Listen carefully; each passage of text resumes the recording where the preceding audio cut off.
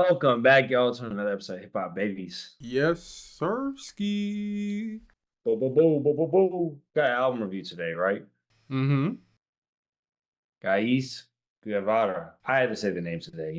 Ray talking about the newest album, Goyard Ibn Said. Hey, Yes, I got it sir. right. Yes, sir. Yeah, first Yes, try, sir. first try. Didn't even do it Clap it wrong. up. Clap it up for yourself. This is a rapper that me and Ray have been talking about for a minute. He's from North Philly. First learned about him on Twitter. People chatting about some political shit, just forward thinking type of raps, and that's something that gravitates me towards the music. For sure. After I started checking him out, I was like, man, this guy's got cool bars. He really knows what he's talking about, and he know how to make a hook, know how to make a song. Really, like I didn't see no holes in his game when I first seen him coming out. And Hmm. not to mention that he is also producing all his own music. Mm. So, but he can't miss. I think that was one of the things that really stood out to me at first was just his sampling ability was crazy. We talked about a little bit There Will Be No Super Slave. That was the last project that he released. Mm-hmm. Um, yeah, some of the beats on there, bruh, that was special. I think he's very talented. He's been making music for years. I remember, at least for me, hearing him on McKinley Dixon's album, and then you also told me to listen to a project. And I listened to that project you named. He's talented. And I went back and listened to some of his other projects. He's consistent. I do think with this project, he experimented. This is our first review of his, so Definitely. Yeah. Definitely experimented on this one. yeah, he did some different stuff. He worked with some different sounds. As I've continued to listen to this project, the time we've had to listen to it, I do think it's left an impression on me that was really like, this is dope. You have the trap side with at least the first part, I believe. More trappy. I'm not gonna say it's a full blown trap album or anything, but like for this artist, a little different. And then the second half, you get to more, I guess, what you would expect from him. But I do think that he still experiment. You have the whole concept too, the whole like part one, part two. It's like he made it all flow and work together with what he was trying to point out, right? I think that trappy also or trap music can be confused a little bit with like pop sounding music, because I Mm-hmm. mean that's been popular rap music for the past, what, 10 plus years at this point is trap music. So I would say it's more mainstream type sounding music and more like palatable for the masses. I have been following bruh on Twitter for a minute, so he's a no filter type of cat. Like he just be talking about what he's talking about. And that's great. He had said on here, this first side, bro. The bitch is supposed to be shaking ass, bro. They supposed to be shaking ass to music, bro. If you come to it and you being like, I thought bro was a communist, bro. I thought I was getting some communist rappers, bro. What am I listening? You don't get it, bro. Go ahead, hit next. Go to the next artist. It's about the money to a certain degree. In every artist's career, he's getting further along in his career. That's what you do, bro. You just make music that's more palatable to more people, can reach more people. And that's not to say that he's like compromising on the quality.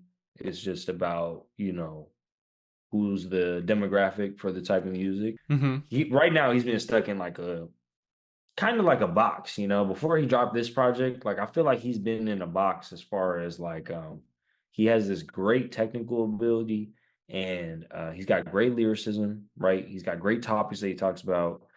But you said it before we was recording, this is inspiring us to read. It's inspiring us to hit the books.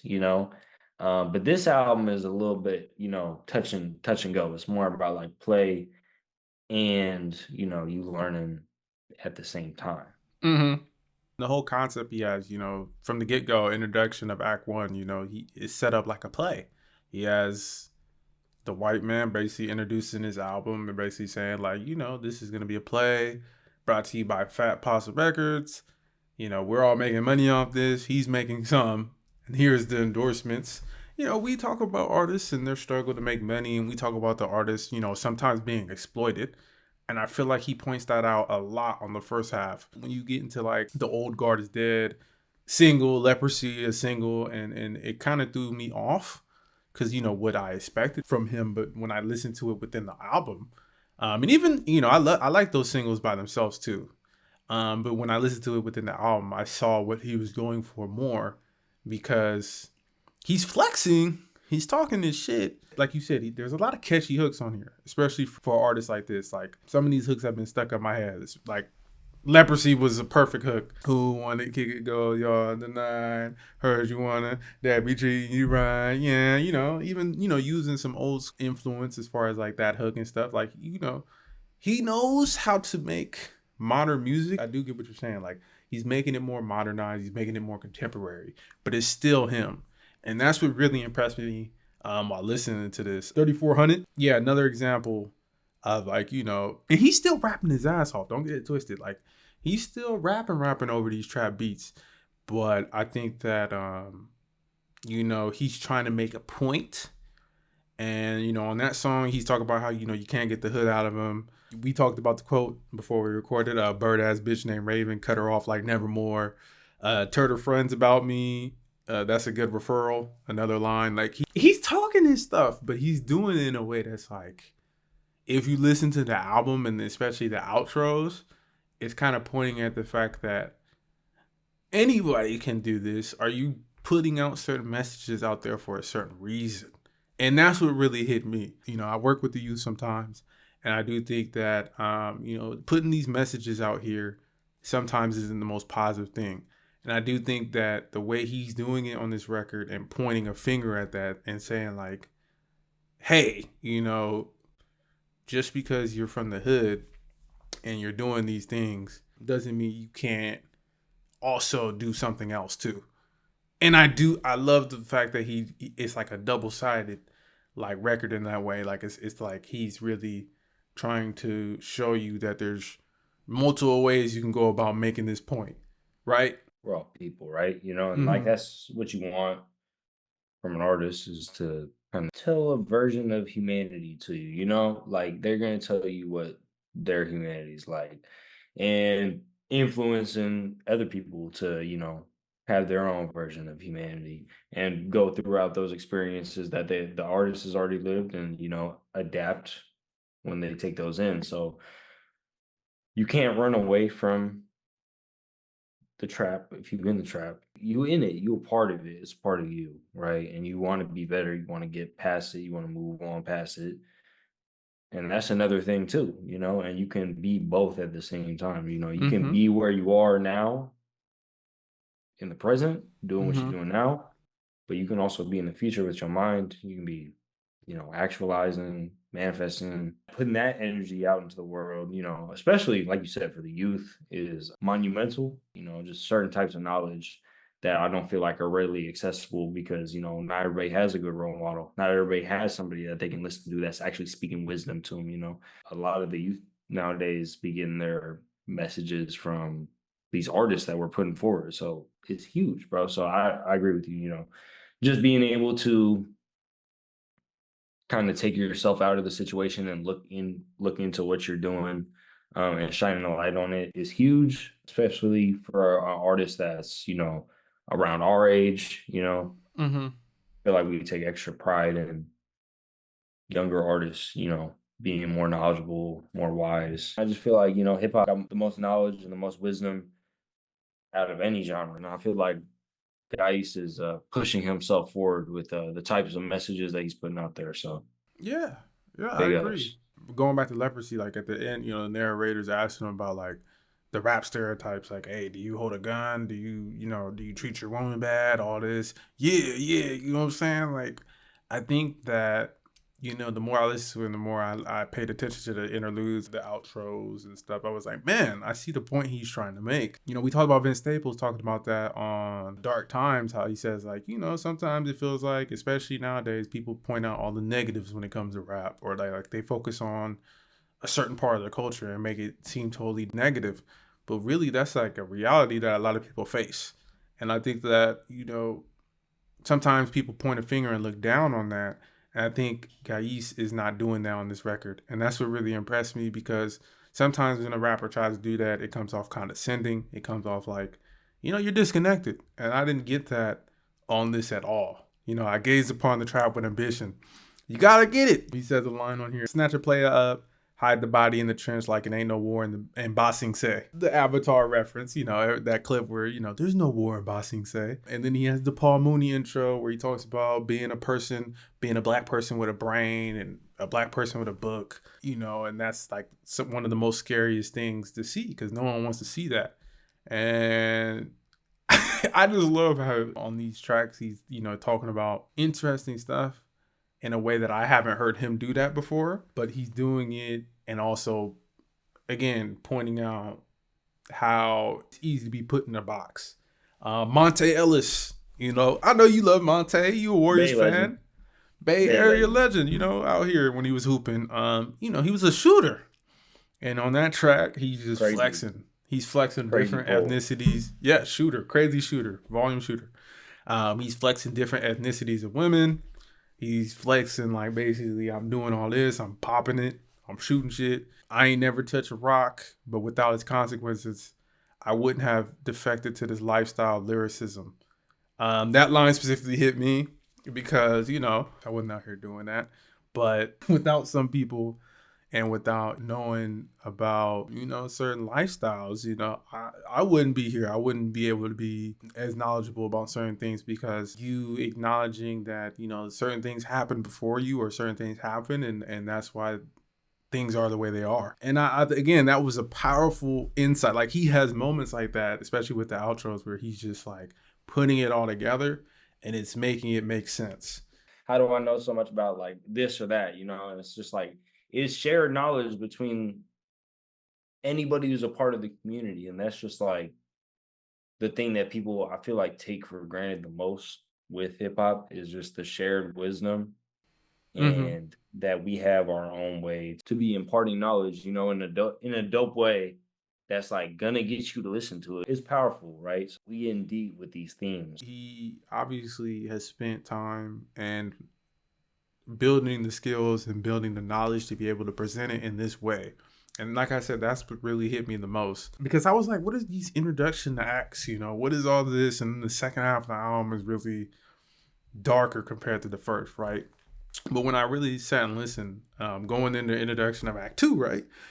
He's talking about like drunk slaves didn't start insurrections, and the slave master knew that you give them this and they'll be okay with it and not really try to rise above that. Again, like the more I kept listening to it, and the more the other tracks on the second half also connected with me, I'm like, wow, how are you talking about, falling into the trap, falling into, struggling with your ego, struggling with toxic messaging, struggling with making money, doing what you have to do to make money, even if it means selling yourself and exploiting yourself to make money. When you go into the second half of this album, he's really, really in detail about how he feels like a lot of this music is exploitative and it's like exploiting yourself to make a dime or you're exploiting yourself to the label to make a part of the profit you're supposed to be making. And like I said, we talk about this all the time. Artists are struggling to make money, whether it's hip hop, pop, whatever. You got to find a way to make money and connect with people that want to spend money on your music. Bystander effect, where he's basically saying like play your role. You see a lot of shit happen. The bystander effect.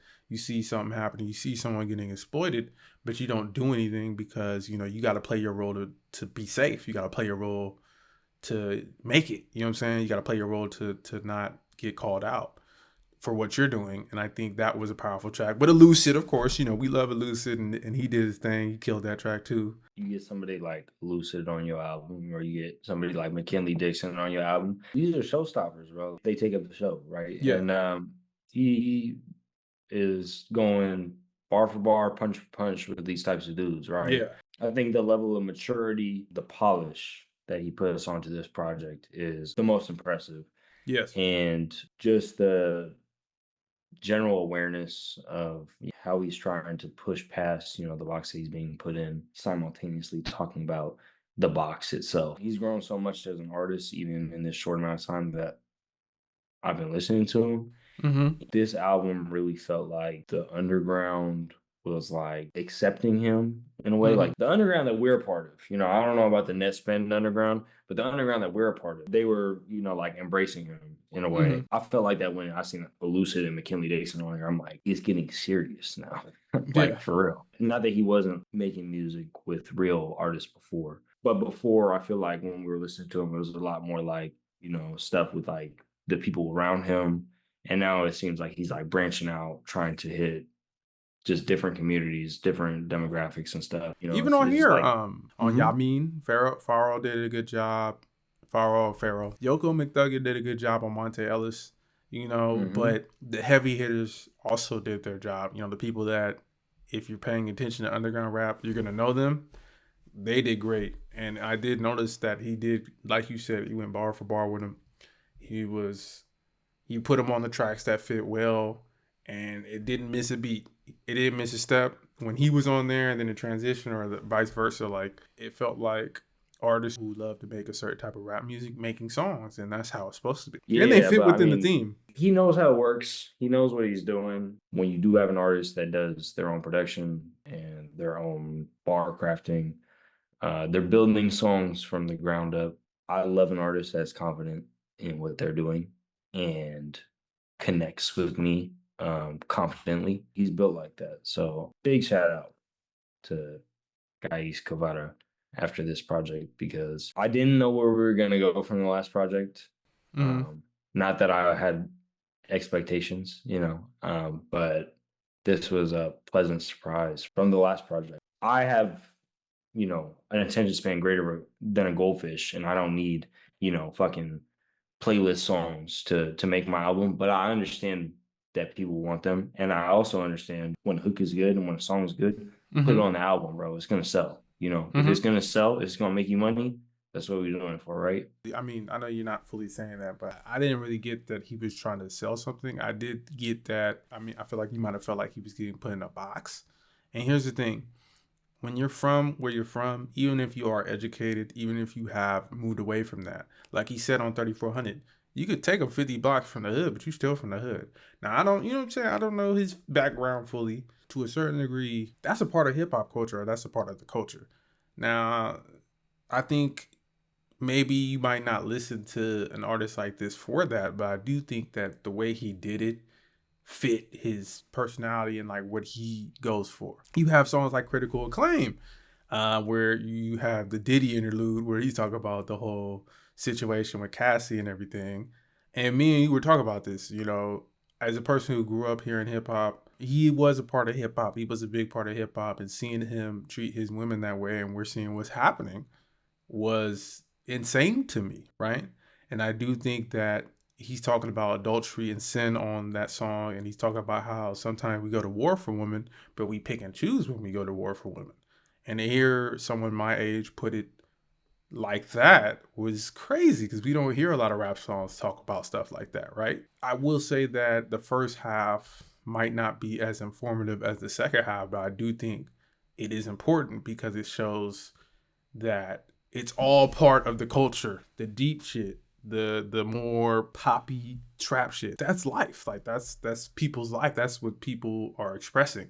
I do think him doing it in his way was dope to see because I mean he was flexing, he was talking about some violent shit, but he's not doing it in a way that's over the top where it's like I'm finna just kill everybody and pop a perk and do all this. You get what I'm saying? It's still him. It's still Ghais. You know what I'm saying? Branded, he says, "Oh, he's an alpha, bet A, B, C. What these shells do to his chest or to his head, whatever pleases you. Can't out rap no bullet." He's telling you like, "Hey, I might be educated. I might be rapping about this deeper stuff, but really, we know how it is, right?" And I love that. I love that there's a duality. There's a little bit of deepness to this project. Not to take away, I get what you're saying though. Like it might sell more because of that. I doubt it. If anything, it might throw his fan base off because they're expecting a certain sound. I Nah, think nah, he, nah, he's nah, nah, he's been saying nah. that Nah. on Twitter a little bit. At the end of the day, bro, like you gonna have your fan base, but like the algorithm recommending people to your shit, like if they put the first act of this album in people's little recommended shit, like I think his demographic would grow, and I think that even if they were just taking those tracks, right? It was still introducing them to the artist. I think this one's gonna be good for his metrics. I mean, Mm-hmm. obviously, it's like his latest project, so it's gonna be up. You know, he's been on an upward trajectory, but I think this is gonna help with his metrics for sure. And I think that what you said was real. Like, obviously, like it's just all different slices of life. He's just taking different slices of life, and he's not acting like this slice exists without this one. You know, he Mm-hmm. this came first and then you get this. I really appreciate it. I really thought that it just gave him more depth. I know that his fan base that he currently has may be disappointed, but you and I are very pro artists doing whatever artists want to do. And usually the artists that we follow do that. And usually the artists that we follow that be doing that be becoming the biggest artist. Like it literally doing your own thing will put you at the top. At Mm-hmm. the end of no matter what direction he takes, I think he's gonna succeed. So Mm-hmm. uh this is a great step. If I was his agent, I'd be like, this is a great step, you know, keep going. The last track, you can skip this part. Talk about no money, literally going to the exploitation thing, face value, basically saying, I feel like I'm kind of being exploited. Maybe other rappers are being exploited. I'm rapping for these people, and I'm shaking hands with people who are also rapping for these people, but are more inclined to listen or more inclined to just fall into place. While I am still trying to challenge and do certain things, but he's putting it in a way that's like, we all just trying to get it. Being out in Berkeley and shit. Liberals, sometimes they're on your side. They act like you're on your side. But a lot of times they're just acknowledging and being racist in their own way. I do like that he pointed that out. The Dave Chappelle outro basically saying like there's a difference between someone laughing with you and laughing at you. And he talked about how Oh there yeah, was a yeah. situation where he finally realized like maybe all these people aren't laughing with me. They're laughing at me. And I do think that point also with the first half of the album, like sometimes, when it comes to these rap fans, they talk about hip hop is this or hip hop is all violent. I need to take a break from hip hop because of that. It's like they're not really enjoying the content. They're just liking it because it's popular and like it's buzzing or it's like, oh, this is cool for the moment. But really, like I said, like this is a life that people really face, and bringing it to their face or bringing it to people's attention and then having people interpret the message, sometimes that gets lost. And I think that him pointing that out again at the end of the album was like, wow, this is a dope album. I would recommend it. I do think that even if this is like your introduction to him, I think you'll have a good time, especially with the first part. If you listen to more contemporary hip hop, and the second part, you'll also get a lot from with the first part if you were paying attention. You get what I'm saying? Yeah. Like it was like, damn, Yeah. I think he put it all together. They want to be gang for the day, bro. But if you lack basic empathy and you're not relating at all, you know, I don't really know what it is. Well, yeah, because it's outsiders. We have people who cosplay and act like us. Like we saw with Kendrick, they're not like us fully. They really think they're putting more of an imprint on the culture than they really are because they didn't know the culture in the first place. And that's why I love this album because it seems like he's knowledgeable and it seems like he knows what he's talking about. And he's able to express in a way that connected with me and hopefully connects with others. While you have people like Central C cosplaying like he's one of us, and really he's from the UK and he's not even black. And let's not make it about black or white all the time, right? But he does talk about that on this album.